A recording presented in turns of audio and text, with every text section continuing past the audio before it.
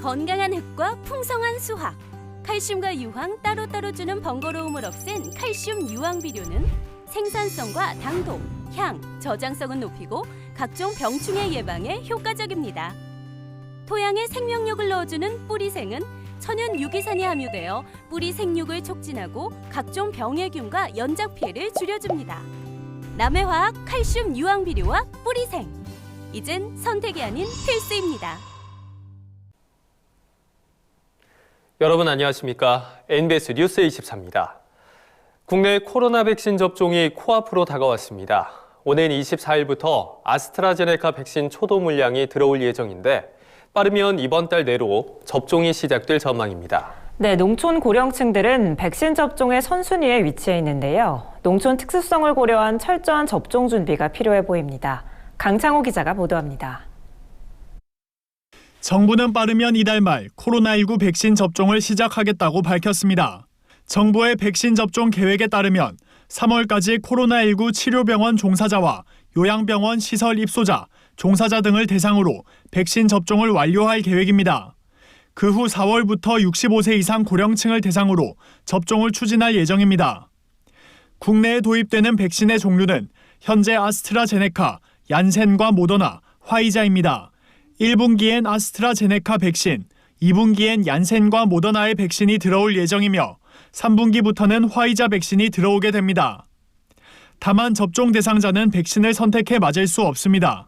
백신 종류별로 접종 횟수가 다르다는 점도 주의해야 합니다. 얀센 제품은 한 번만 맞으면 되지만 나머지는 2회에 걸쳐 접종을 해야 합니다. 4월부터 65세 이상 고령층 접종이 시작될 경우 농촌 지역의 특수성을 고려한 방침이 마련돼야 한다는 목소리가 나오고 있습니다. 농촌 주민 대다수가 65세 이상 고령층인 만큼 대부분의 농촌 지역이 백신 접종에 돌입할 예정이기 때문입니다. 전문가들은 농촌의 경우 지역은 넓은데 교통이 불편해 보건소에 집합해 백신을 접종하는 방식은 접근성이 떨어진다고 지적합니다.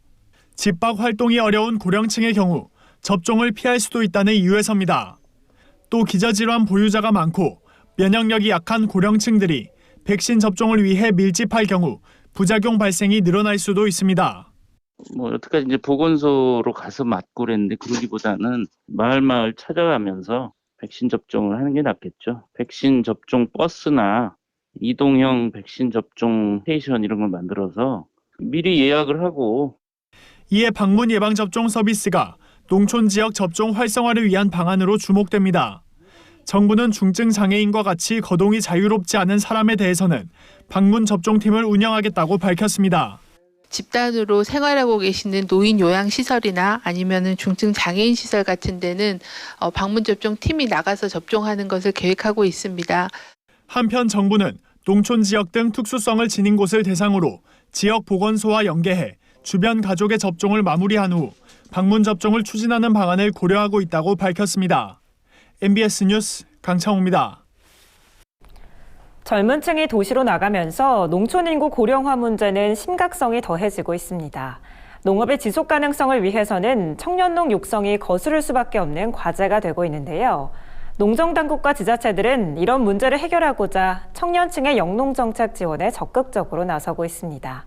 손현진 기자가 보도합니다.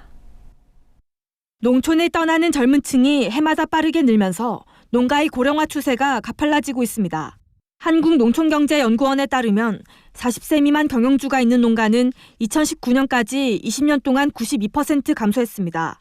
청년농의 감소는 농촌 인구 고령화를 앞당겨 농업 기반을 약화시키는 요인으로 지목되고 있습니다. 이에 정부는 올해 청년농업인 영농정착지원사업 대상자로 지난해보다 200명 많은 1,800명 지원할 예정입니다. 사업 대상자는 최대 3년간 월 100만 원의 영농정착지원금과 3억 원 한도의 창업자금 융자를 비롯한 종합지원을 받을 수 있습니다.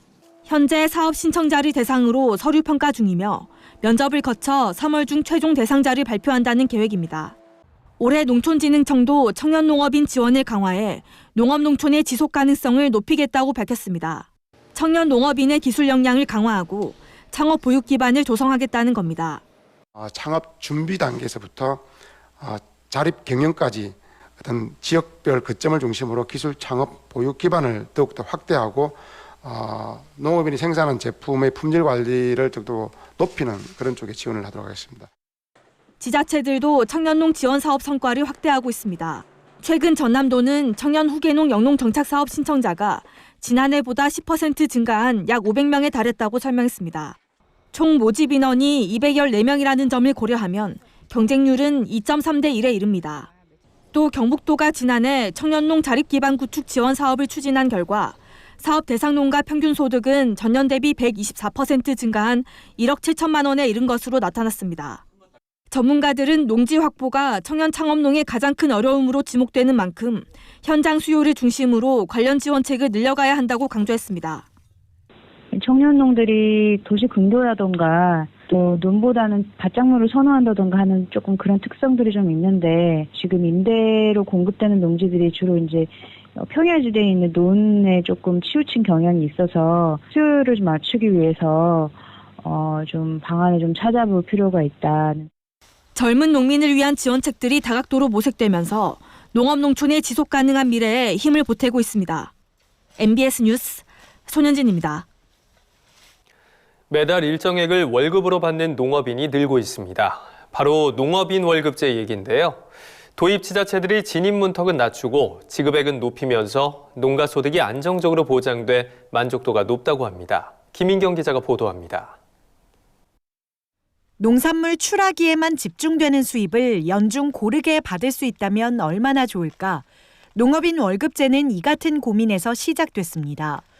농업인 월급제는 농협 등과 계약 재배를 하는 농가가 계약 재배 대금의 일부를 월급 형태로 미리 받을 수 있는 제도입니다. 농산물 대금 선지급제라고도 하는데 보통 계약 재배 대금의 60에서 80%를 월 최소 20만 원에서 최대 300만 원까지 받을 수 있습니다. 농산물을 담보로 한 일종의 무이자 대출인 셈입니다. 농협에 따르면 농업인 월급제 도입 지자체는 2017년 21개 시군, 2018년 26개 시군, 2019년 46개 시군에서 지난해 10월 기준 52곳으로 빠르게 늘었습니다. 전체 기초지자체의 23%를 차지합니다. 혜택을 받는 농가와 혜택의 범위도 점차 늘고 있습니다. 농가에 선지급한 월급 총액은 2017년 262억 원에서 377억 원, 623억 원, 그리고 지난해 10월 894억 원으로 가파르게 증가하는 추세입니다. 제도에 참여한 농업인은 지난해 기준 8,005명인데 환산해보면 농업인 1명당 평균 111만 원의 월급을 받아간 셈입니다. 농업인 사이에서 입소문이 나자 지자체들도 제도의 진입 장벽을 낮추고 지급액은 확대하는 등 제도 개선을 추진하고 있습니다. 전남도는 지난해까지 월 200만 원이었던 최대 지급액을 올해부터 월 250만 원으로 높이기로 했습니다. 목돈 지출이 많은 농가들을 위해 경영에 실질적인 도움이 되도록 하기 위해서입니다. 올해부터는 기존보다 50만 원 더 올려 월 최대 250만 원까지 받으실 수 있게 했습니다. 농번기 자재대금이나 합자금 명목으로 목돈이 필요한 농가가 은행 대출 없이 생활자금을 조달하실 수 있도록 현장 의견을 반영해서 월급 상한액을 상향한 것입니다. 전남도는 또 지난해부터 신청 기준 면적을 벼 4,100제곱미터에서 3,500제곱미터로 지급 최소 금액을 월 30만 원에서 월 20만 원으로 하향 조정해 많은 농가들이 사업에 참여할 수 있도록 문턱을 낮췄습니다. 지급 시기도 매달 받는 월급뿐만 아니라 격월 분기 단위를 추가해 농가들이 다양하게 선택할 수 있도록 했습니다. 소득의 안정적인 배분을 통해 농가가 경영 안정을 도모할 수 있는 농업인 월급제. 앞으로의 성장이 더욱 기대됩니다. MBS 뉴스 김인경입니다. 경기도가 일본계 벼품종을 대신할 국내 육성 벼품종 생산을 대폭 확대하겠다고 밝혔습니다. 올해 국내 육성 벼품종 공급량을 1,227톤까지 늘리겠다는 목표인데요. 병충해와 쓰러짐에 강한 우리쌀 품종이 일본 벼품종을 대체하는 속도가 더욱 빨라질 것으로 기대됩니다. 권수환 기자입니다. 경기도가 우리 벼품종인 참드림, 맛드림 육성에 나섰습니다. 경기도 종자관리소는 최근 2021년도 하계작물 종자 생산 공급협의회를 열고 일본계 벼품종을 대신할 국내 육성 벼품종 생산을 대폭 확대할 계획이라고 밝혔습니다. 이날 회의에서는 종자관리소에서 생산하는 고시히카리, 추청 등 일본 벼품종 공급량을 지난해 1,625톤에서 올해 1,338톤으로 287톤 감축하기로 했습니다. 대신 참드림 등 경기도 육성 벼품종 생산량을 635톤으로 확대하기로 했습니다. 이와 함께 해들, 알참미에 대한 원원종과 원종 생산 및 공급을 위해 시군별 재배 의향을 협의했습니다. 이날 제시된 도 생산 및 공급 계획에 따르면 올해 국내 육성 벼품종 공급량은 지난해 995톤에서 올해 1227톤까지 늘어날 전망입니다. 경기도 내 국산 벼품종 비율은 38%에서 47.8%까지 증가하게 됩니다. 지난해 기준 경기도 내 일본 벼품종 재배 면적은 전체의 48.3%를 차지합니다. 올해 재배 의향 조사에서는 42.4%로 다소 줄었습니다. 이대로 국산 품종 보급을 활성화한다면 일본 벼품종을 대체하는 속도가 더욱 빨라질 것으로 예상돼 시기상 2025년에서 2026년에는 일본 품종을 생산하는 비중이 크게 낮아질 것이라는 설명입니다. 고품질의 국산 품종 보급을 통해 농가 소득도 향상될 것으로 보입니다. 현재 경기도 농업기술원에서 원원종을, 경기도 종자관리소에서 원종과 보급종을 생산하고 있는데 총 4단계에 걸쳐 우량종자만 발굴하기 때문에 수량성과 품질이 뛰어나다는 설명입니다. 발화율이라든지 이런 걸 다 검사를 해서 합격을 해야지 공급을 할 수 있는 건데 체계적으로 관리를 하고 키워낸 종자를 검사를 해서 부적합한 거는 다 걸러내고 해서 우량한 종자만 해서 또 공급하고 있기 때문에 농가에서도 수익이 더 나는 상황이긴 하거든요. 한편 경기도는 국산 콩 품종 생산도 늘리기로 했습니다. 최근 평균 공급량 등을 감안해 국내 육선 품종인 대원콩과 연풍콩, 강풍콩 등을 추가 생산하고 농가 수요가 증가하고 있는 청자 5호 및 아람콩도 새롭게 공급할 계획입니다. MBS 뉴스 권소환입니다. 정부가 다가오는 퇴액비 살포시기에 맞춰 농경지 악취 관리에 힘쓰기로 했습니다. 특히 악취의 주요 원인으로 지적되는 미부숙 퇴비 살포나 농경지에 퇴비를 쌓아두는 행위 등을 집중 점검하고 법률 위반 시에는 과태료를 부과할 방침입니다. 보도에 남수지 기자입니다. 농림축산식품부가 본격적인 퇴액비 살포 시기를 앞두고 농경지 악취 관리에 나섭니다. 최근 3년간 농경지 살포 관련 악취 민원이 가장 많이 발생한 시기는 3에서 4월. 악취의 주요 원인으로는 농경지 불법 야적, 부숙이 덜 된 퇴액비를 살포하는 사례 등으로 나타났습니다. 이에 농식품부는 지자체와 협력해 축산 환경, 소득의 날인 매주 수요일마다 주간 점검을 시행하겠다고 밝혔습니다. 특히 퇴액비 부숙도 기준 준수 여부를 집중 관리할 예정입니다. 농식품부는 오는 3월 25일부터 퇴비 부숙도 검사가 의무화되는 만큼 미부숙 퇴액비 반출에 신경 써달라고 강조했습니다. 부숙도 기준 부적합을 우려하는 농가는 가까운 농업기술센터에서 검사를 받아 기준에 적합한 퇴액비를 살포하면 됩니다. 농식품부는 퇴액비 부숙도 기준 위반 시 관련 법에 따라 최대 200만 원의 과태료를 부과하는 등 행정처분 조치를 내릴 예정입니다.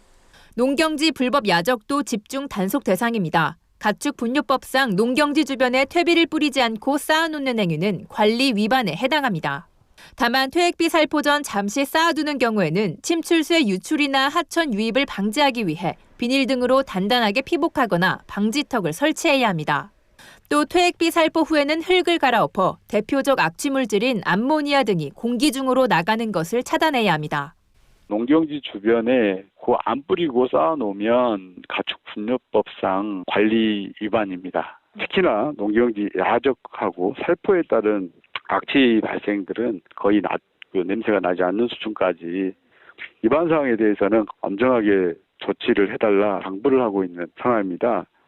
이와 함께 농식품부는 오는 15일부터 26일까지 현장에서 직접 퇴액비 부숙도 추진 실태 등을 조사하는 등 특별 점검을 실시해 봄철 악취 없는 축산 현장을 만들겠다고 밝혔습니다. MBS 뉴스 남수지입니다. 다음은 간추린 뉴스입니다. 경상남도가 재난성 가축 전염병 사전 대응을 위한 가축 방역 사업 및 축산식품 안전 관리에 총 671억 원의 예산을 투입합니다. 이는 지난해 대비 82억 원이 증액된 것으로 인수공통 전염병 등 가축질병 관리와 구제역 및 차단 방역 시설 지원, 가축질병 검진 검사 등 5대 분야 65개 사업에 활용될 예정입니다.